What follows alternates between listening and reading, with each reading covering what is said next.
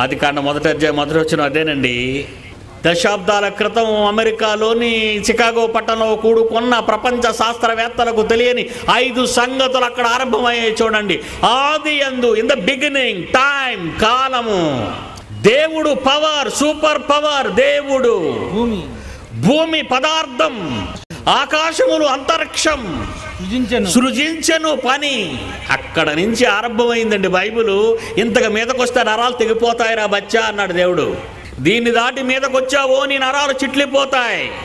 ఇప్పుడు వెళ్ళాడు నోస్ట్రడామస్ గారి మీదకి. కాలం చెల్లిపోతుందట. ఎప్పటితో? 2012 డిసెంబర్ 21.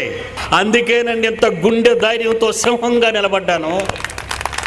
నా దేవుడు నాకు ఇచ్చిన జ్ఞానము, రాయించిన మాట, ఈ మాట చెల్లుతుంది కానీ నోస్ట్రడామస్ గారి మాట చెల్లడానికి వీల్లేదు. ఆకాశము భూమియు గతిస్తే గతించును గాని నా నోట నుండి వచ్చు మాట గతించదు.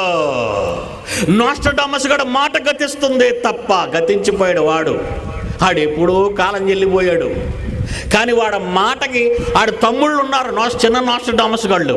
ఈ సన్నాసులందరూ మీడియా దగ్గరికి వెళ్ళి 2012 డిసెంబర్ 21 కాలం చెల్లిపోతుంది అంటున్నారు. ఎక్కడ చెల్లుతుందండి?